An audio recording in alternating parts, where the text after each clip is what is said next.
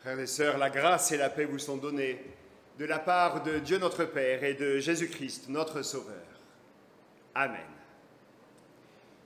Ce matin, comme tous les jours de notre vie, c'est Dieu qui nous accueille. À tous, il dit « Sois le bienvenu, je t'accueille avec joie, tu es important pour moi. Si tu as des soucis, dépose-le. Si tu as de la peine, exprime-la. Si tu ne sais plus prier et si tu n'as plus le cœur à chanter, eh bien, écoute tes voisins.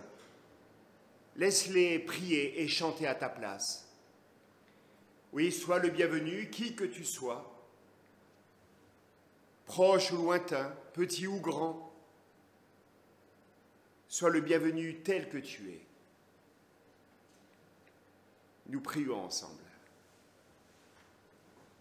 Oui, merci Seigneur notre Dieu et notre Père de nous accueillir ce matin en ce lieu, en communion avec tous ces hommes, toutes ces femmes qui aujourd'hui, sur toute la surface de la terre, se rassemblent aussi pour te louer, te chanter, écouter ta parole. Merci pour ton attention constante, ton désir toujours renouvelé de vivre en relation avec nous.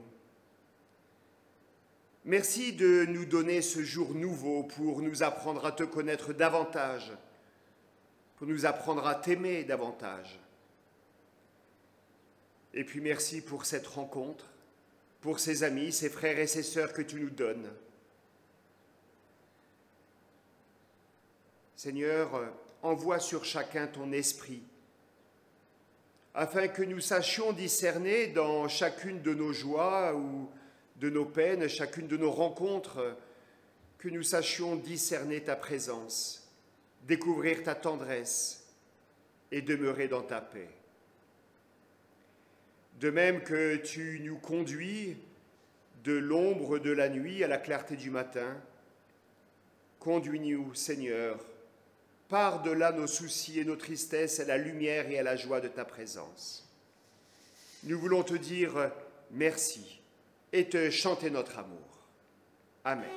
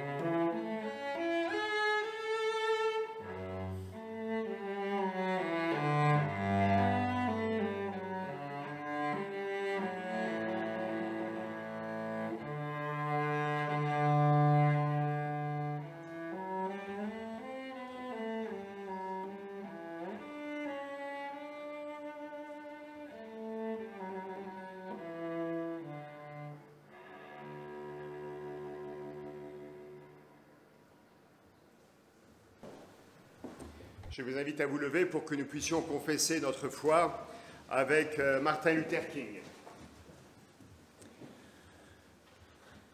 Aujourd'hui, dans la nuit du monde et dans l'espérance, j'affirme ma foi dans l'avenir de l'humanité. Je refuse de croire que les circonstances actuelles rendent les hommes incapables de faire une terre meilleure. Je refuse de partager l'avis de ceux qui prétendent que l'homme est à ce point captif de la nuit que l'aurore de la paix et de la fraternité ne pourra jamais devenir une réalité. Je crois que la vérité et l'amour sans condition auront le dernier mot, effectivement. La vie, même vaincue provisoirement, demeure toujours plus forte que la mort. Je crois fermement qu'il reste l'espoir d'un matin radieux. Je crois que la bonté pacifique deviendra un jour la loi. Chaque homme pourra s'asseoir sous son figuier, dans sa vigne, et plus personne n'aura raison d'avoir peur. Amen.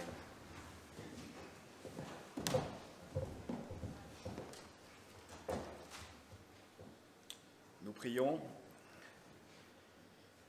Oui, Seigneur notre Père, envoie-nous ton esprit en cet instant pour qu'il réveille nos cœurs et nos intelligences, afin que ces textes millénaires puissent nous apporter une parole pour notre aujourd'hui du 21e siècle.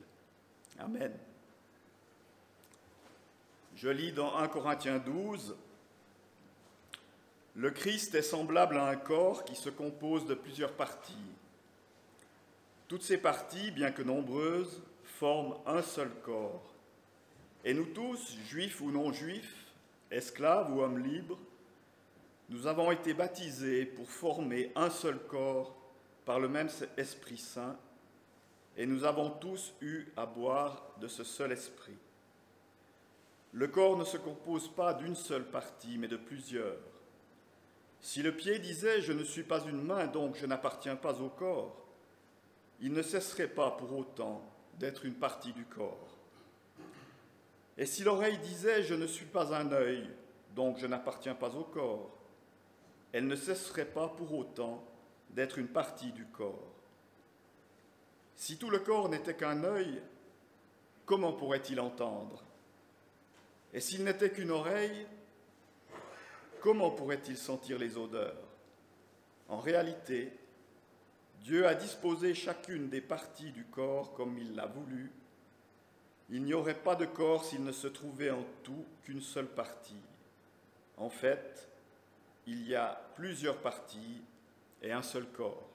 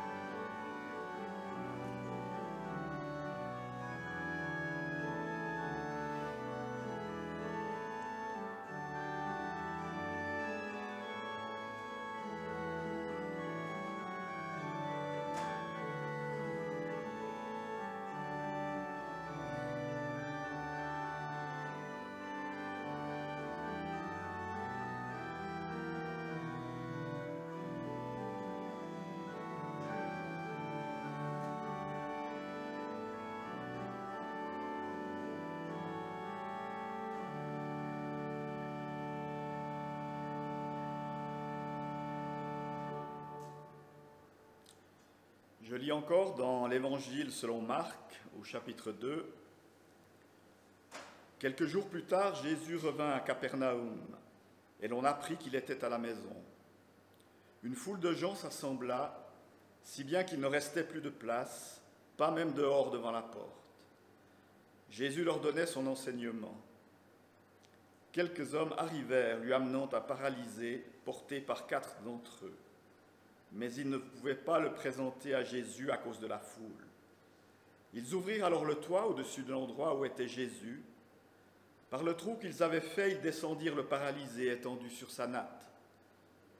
Quand Jésus vit la foi de ces hommes, il dit au paralysé, « Mon fils, tes péchés sont pardonnés. » Amen.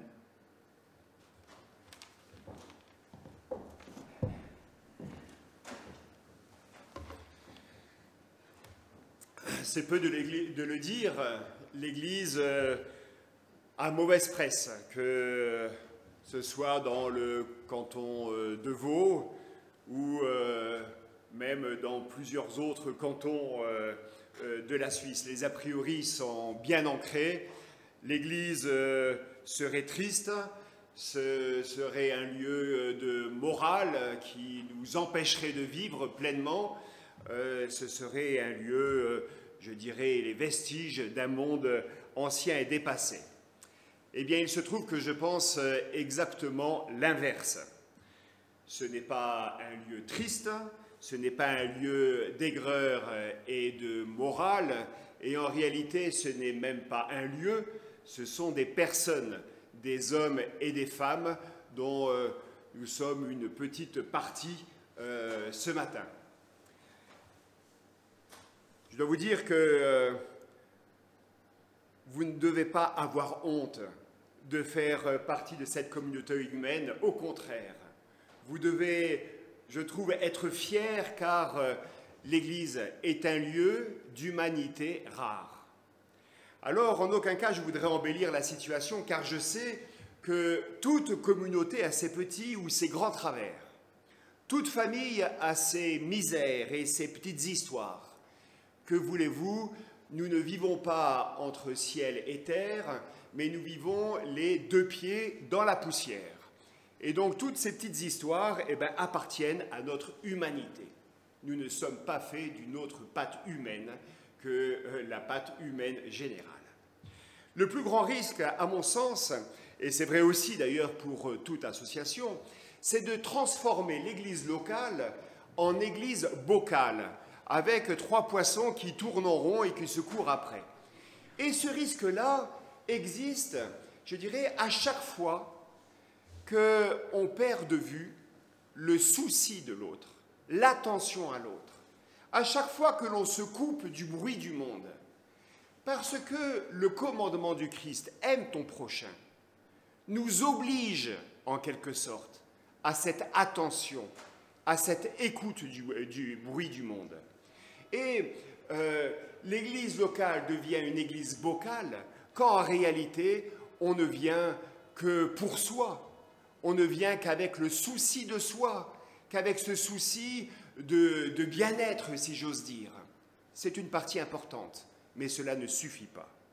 L'Église court toujours le risque d'être un club fermé, fermé même au courant d'air de l'esprit. Comme nous le montre ce texte ce matin, du paralytique porté par 4 personnes, eh bien, pour être Église, il ne suffit pas de se réunir autour de l'enseignement de Jésus. Les réformateurs d'Église disaient « l'Église est là où la Bible est droitement enseignée et les sacrements célébrés ». Eh bien, si j'en crois le texte de ce matin, cela ne suffit pas. Il faut encore que la parole du Christ soit entendue et mette en mouvement ces 4 hommes. L'Église que Jésus aime et qu'il suscite est visible quand ces 4 personnes commencent à démonter le toit, planche par planche, suivant un seul objectif, apporter leur aide à une 5e personne. Cette première église a dû connaître un sacré remue-ménage avec cris d'orfraie et plaintes soutenues des propriétaires de la maison. Et figurez-vous qu'il ne manque pas les propriétaires de la maison.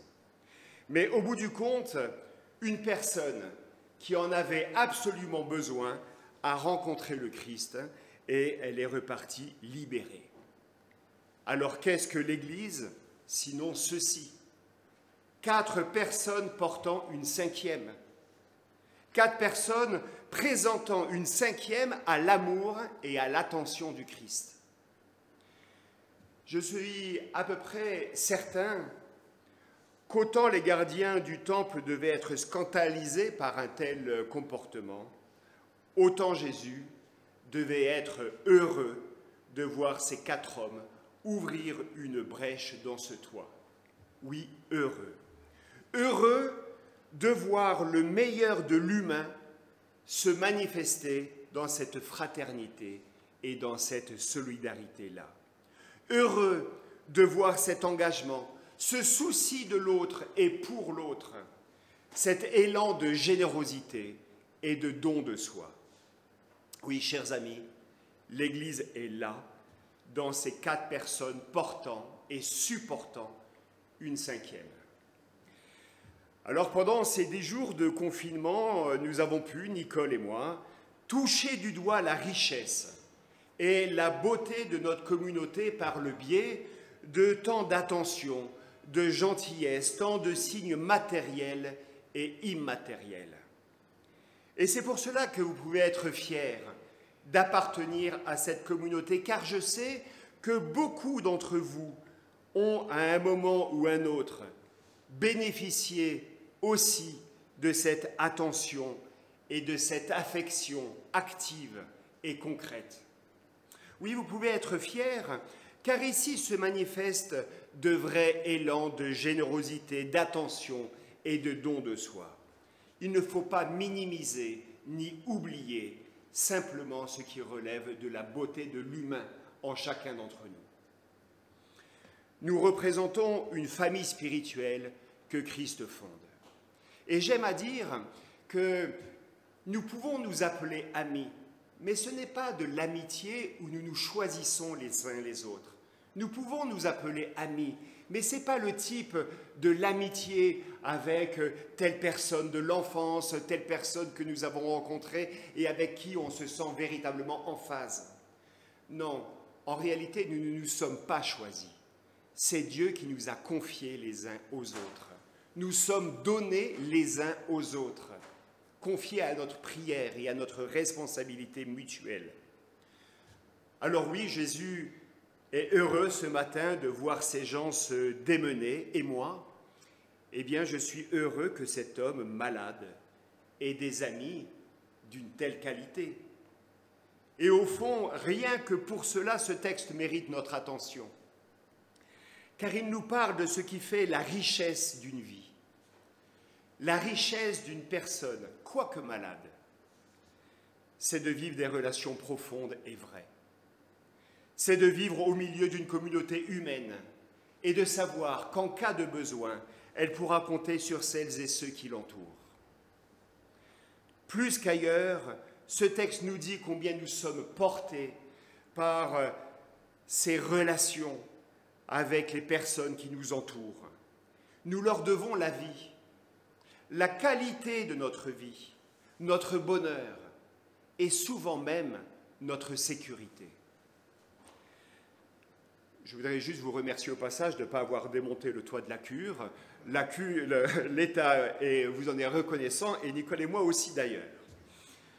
Je ne me lancerai pas dans un débat aussi stérile que vain qui consisterait à savoir si ces qualités d'humanité ne se trouvent que dans l'Église, ou plus dans l'Église, ou pas, ou moins, etc.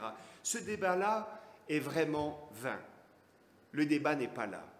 La vraie question, c'est que ce paralytique ait été amené à Jésus parce que sans lui, sa vie n'aurait pas été la même.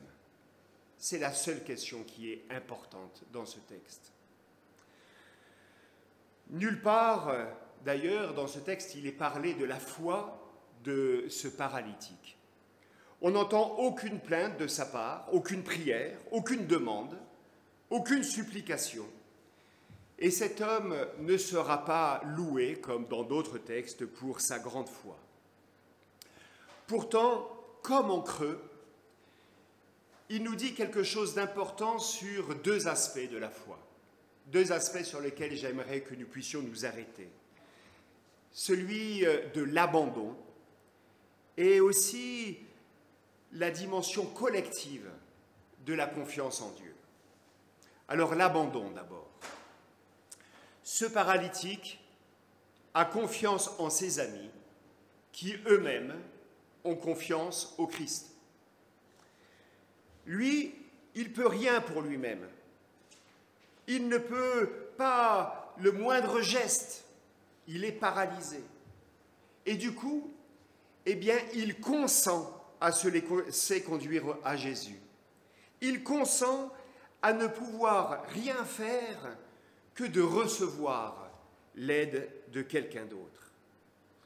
La foi du paralytique, eh bien, c'est cet abandon-là. Et c'est pas simple de s'abandonner à quelqu'un d'autre. Je dirais même, cela va contre la doctrine sociale et contre notre éducation. Car qu'est-ce que nous avons reçu si ce n'est, surtout veille à n'avoir besoin de personne, à ne dépendre de personne, à ne rien devoir à personne. Et si quelqu'un te fait un cadeau, rends-le. Et si quelqu'un t'invite, invite-le. Il ne faut rien devoir à personne. Et je pense qu'il faut beaucoup de sagesse, d'humilité, de maturité, de simplicité, pour accepter le fait que, parfois, nous ne pouvons rien faire d'autre que de nous laisser porter, que de nous abandonner à la bienveillance de nos amis. Et cela me rappelle que mon grand-père, qui était pasteur, à la fin de sa vie, râlait parce qu'il avait besoin des autres. Et son gendre lui a dit, il s'appelait Jean, mon grand-père, « Jean, je ne comprends pas, toute ta vie tu as prêché la grâce, et maintenant que tu dois la mettre en pratique, tu râles parce que tu as besoin de quelqu'un d'autre. Mais c'est aussi ça la grâce, s'abandonner à quelqu'un d'autre. » L'évangile de Jésus ce matin se loge dans le corps d'un homme qui n'a rien pour lui. En cet instant-là, eh bien, on peut dire qu'il n'est ni drôle, ni intelligent, ni chaleureux, ni productif, ni rentable. Il n'a rien pour lui, sauf ceci, il a des amis. Alors, il peut se laisser porter par eux pour un temps. Il peut accepter de se laisser aimer par des amis. Et au bout du chemin, eh bien, il peut accepter de se laisser accueillir par Christ. Et si un jour, vous vous sentez à ce point tétanisé par une souffrance, paralysé par une peur ou un désespoir, pensez à cet homme sur son grabat. Pensez à lui et dites-vous que lorsqu'il vous semble ne plus rien pouvoir faire pour vous-même, quand vous aurez l'impression de ne plus pouvoir faire face, alors oui, souvenez-vous qu'il reste peut-être qu'une réalité à vivre, s'abandonner totalement à Christ et à ses anges, c'est-à-dire à Christ et à des hommes et des femmes comme ces quatre-là. Et si Christ vous paraît lointain, et si Christ vous paraît caché, et si vous vous sentez abandonné par Dieu, eh bien remettez-vous en la foi de vos amis. Et c'est là le deuxième aspect que j'aimerais aborder. Cet homme à terre s'en remet à la foi de ses amis. Et c'est cette foi-là que Jésus remarque. C'est elle qui fait son admiration. C'est à cause de la foi de ses amis que Jésus va prononcer une parole qui va transformer la vie de ce paralytique. Est-il possible d'être au bénéfice de la foi d'une autre personne? Eh bien, je le crois. Le texte biblique nous dit que toute l'humanité est au bénéfice de la foi d'Abraham. Sa confiance en Dieu a rejailli en bénédiction sur toutes les générations d'humains. Il y a une bénédiction qui rejaillit de génération en génération, nous dit la Bible, avant de nous parler d'une vision collective de l'Alliance. Notre hyper-individualisme nous trompe. Nous sommes une famille spirituelle. Je pense qu'ici, dans ce temple, tel ou tel pourrait témoigner qu'au moment où il se trouvait au fond du trou, terrassé par quelques maladies, ravagé par un deuil trop douloureux, au bord du gouffre ouvert par quelques dépressions, oui, je crois que tel ou tel pourrait témoigner qu'à ce moment-là, il s'est senti porté par la foi, la prière et l'amitié de personnes connues et même portés par la prière de personnes inconnues. L'Église est là. L'Église nous parle d'hommes et de femmes qui nous portent dans la foi quand nous sommes comme paralysés par les événements de la vie, jusqu'au jour où, à notre tour, nous sommes appelés à les porter parce que nous en sommes redevenus capables. L'Église sait porter ceux qui n'arrivent plus à se porter ou à se supporter elle-même. L'Église est à l'image de ces 4 personnes portant une 5e personne, incapable de faire quoi que ce soit pour se sauver elle-même et ayant absolument besoin d'être présentée au Christ. L'Église, c'est la communauté de ceux qui croient pour ceux qui ne croient pas ou qui ne croient pas encore ou qui n'arrivent plus à croire. L'Église, c'est cette solidarité humaine-là, cette solidarité spirituelle-là. Calvin disait que l'on ne peut pas avoir Dieu comme père si on n'a pas l'Église comme mère. Eh bien, il avait raison, Calvin. Nous ne sommes jamais chrétiens tout seuls. Nous sommes portés par la foi de ceux qui nous entourent et nous les portons quand ils sont comme paralysés par les événements qui les accablent. Alors, les amis, si vous êtes fatigués, découragés, ayez confiance en ceux qui ont confiance en Dieu. Et si vous avez retrouvé l'espérance et la joie du Christ, si elle vous habite de nouveau, alors engagez-vous comme brancardier de Dieu. Il reste encore quelques places. Amen.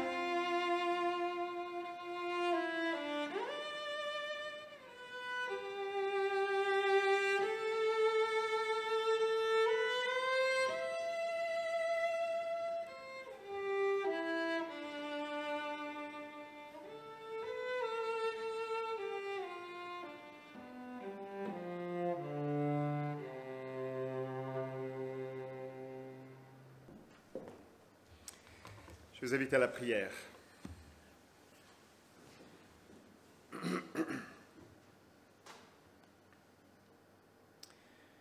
Tu vois, Jésus, quand je serai découragé, épuisé par la vie et les épreuves, paralysé par mon sentiment de ne pas être à la hauteur de ce que l'on attend de moi, quand je n'aurai plus la force de venir vers toi, je t'en prie, regarde la foi de ceux qui m'entourent, mes amis, ma famille, mon Église, ceux qui me portent quand même, ceux qui croient pour moi et à ma place, ceux qui espèrent pour moi et à ma place. Je n'ai rien d'autre, Seigneur, pas d'autre foi que la foi d'un autre. Pas d'autre espérance que l'espérance de ceux qui ont croisé mon chemin, ces amis qui m'ont porté quand j'étais trop fatigué. Tu vois, Jésus, quand je n'aurai plus la force de crier vers le ciel, quand je ne saurai plus où chercher ton visage, quand je ne sentirai plus ta présence bienveillante, ce jour-là, je t'en supplie, regarde la foi de ceux qui m'entourent aujourd'hui. Je n'ai rien d'autre que leur présence pour me laisser déposer près de toi, près de la parole qui est en toi. Moi, je suis leur manque de foi et eux, ils sont ma seule foi et ma seule confiance. Moi, je suis leur épuisement et eux, ils sont mon unique courage. Et puis tu vois, quand je serai sans force, quand mon cœur sera sec, quand ma vie sera fermée comme une porte de prison, quand je n'aurai plus rien à donner, je t'en prie, regarde la foi de ceux qui me hissent sur leurs épaules. Écoute la voix de ceux qui t'appellent pour moi.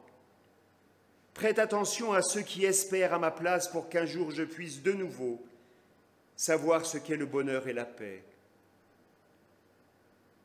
Regarde encore ceux qui donnent à ma place et pour moi un peu de leur temps, un peu de leur énergie, un peu de leur cœur. Oui, regarde le peuple des anonymes, celui qui prie dans le secret de sa chambre, celui qui, peut-être sans le savoir, a prononcé la parole, fait le geste qui m'a ramené à la vie. Ce qui ne vient pas de moi, je te l'apporte comme mon unique foi, parce que ma foi, ma confiance ne repose pas en moi, c'est la foi d'un autre. Je vous invite à vous lever pour recevoir la bénédiction de la part de Dieu.